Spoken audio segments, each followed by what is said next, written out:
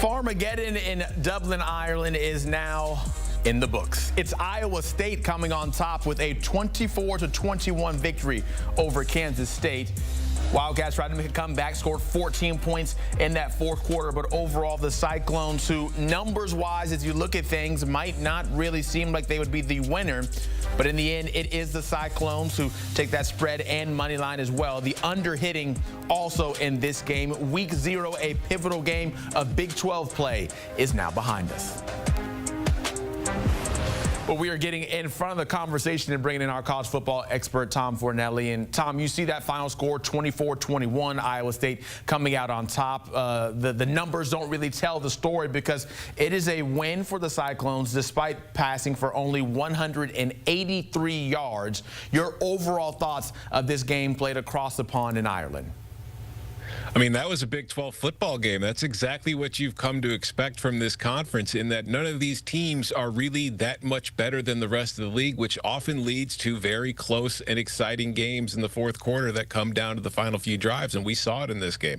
The game began, it was raining really heavily, which led to a lot of turnovers and sloppy play early, but once the rain abated as we got into the second half, we saw these offenses get a little bit more comfortable and start taking more shots, particularly in the passing game, which led to some big plays in the second half. Iowa State was able to make a couple more than Kansas State to help get the win, but this was just kind of what you anticipate from two teams who should be two of the better programs in the Big 12 as the season goes on. And statistically, like you said, wasn't exactly pretty. You don't often see a lot of teams throwing for fewer than 200 yards and coming away with a win in this modern era of college football, but Iowa State was able to get away with it. They overcame 2 turnovers. Kansas State had 2 turnovers of their own.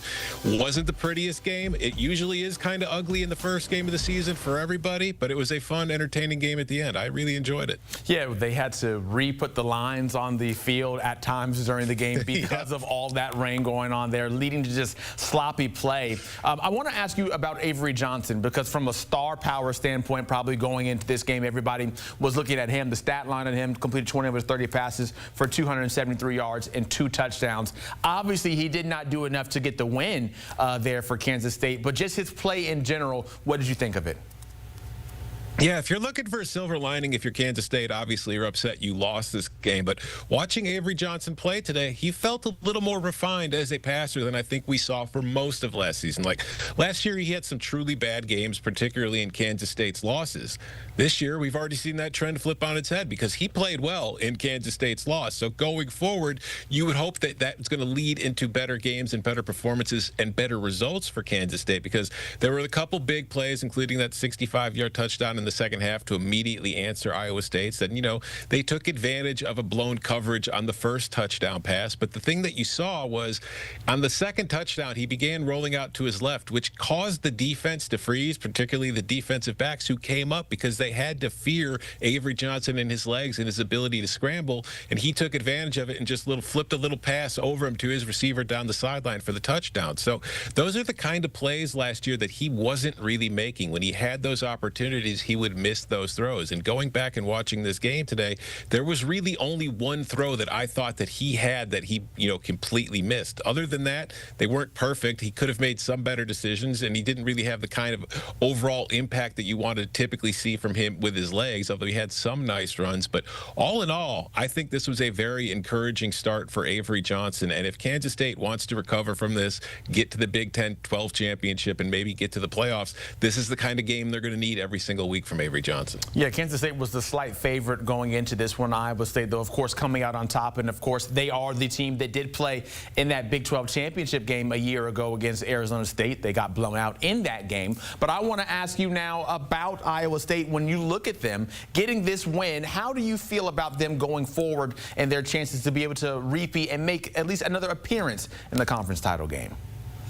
I mean, this was classic Iowa State football. Like, this was a team that's, it's not always going to be pretty, but they try to limit mistakes, and they just try to make sure that they hang around. And in the fourth quarter, you're the one who makes the mistake that costs you the game, and they take advantage of it and win it. And if you look at Rocco Beck's final stat line, as we mentioned, he only threw for 183 yards. He had 14 completions on 28 attempts, which is not pretty. But there were also a lot of drops early in this game from his tight ends and receivers because of that, the wet football and the rainy conditions. And this was also a play spot in which we have to remember Iowa State last year had 2 wide receivers in Jaden Higgins and Jalen Knoll who were taking in the first 4 rounds of the NFL draft. It's hard to replace those guys. So there were struggles early, as you would expect. They had to lean more on the run game, but in the second half, they started finding a little bit more wiggle room in the secondary for their guys to get open. Rocco Beck made some very good throws, and when his guys were actually able to catch it, they had good results to help get them down the field to put points on the board. So when you look at Iowa State, the offense may not be the most explosive in the country this year, but it looks efficient, and defensively, they looked much better in this game than I remember them for most of last season because they suffered so many injuries at the linebacker position that it was really difficult for them at times last year, particularly when it came to stopping the run. They were fully healthy at the linebacker spot in this game, and they did an excellent job of limiting that Kansas State run game. So this is a Cyclones team that, again, should be in the hunt in this conference all season long. Yeah, we showed the schedule for Iowa State. It's November 1st when they will get to take on Arizona State. And I know we can't take too much from this because this is the first game of the season for both of these teams. But as you look at it and as we project further along down the road, and I'm talking CFP time further on down the road, with all of the eyes on the Big 12 from this game right here, did you see enough to think that, hey, maybe when it's time to reveal those 12 teams, the Big 12 could be a team that gets more than just one bid? I think that there's definitely the possibility, but again, I don't know if this game truly has the impact on that because it's a conference game. I think it's how the Big 12 performs in their non-conference games. Like, for instance, Baylor's playing Auburn next week. If you can get those kind of wins against SEC opponents and Big 10 opponents that are on your schedule when Oklahoma hosts Michigan a few weeks from now, I'm sorry, or not Oklahoma, but these are the kind of games that they need to be winning to get that second bid. Because when I look at the Big 10, I know that there are 3 teams in that league that I feel really comfortable about getting into the college football playoff, but I don't know if there's a definitive 4th. And I think you could say the same thing about the ACC, where you can't be entirely sure they'll get more than one team in themselves. So I think the avenue is there. The question is going to be, how does the Big 12 perform in its non-conference games, and can they avoid beating each other up too much to where we get a situation like last year where there were 3 teams who went 7-2 in the conference and ended up with 2 of them going to the Big 12 championship. You need somebody to pull away to give yourself the chance that your loser in the Big 12 championship game won't be punished, just like what happened with SMU last season when they lost to Clemson, but it was only their second loss, so they were able to stay in the playoff picture. It's looking months ahead into the future, but I'm thankful that in the present we get football and actual games to be able to talk. Tom Fornelli, thank you so much after that Dublin classic of Iowa State and Kansas State that Iowa State just won by 3. So we focus on the Cyclones now. They got dub number 1 under their belts. In the non-conference schedule, you get South Dakota first here coming up next on August 30th as they head back stateside and keeping things going. Games of interest and intrigue, of course, Colorado's always fun to see how they are, but they might have that Arizona State game on November 1st circled on their calendar as a Big 12 rematch. College football's here. We're loving it.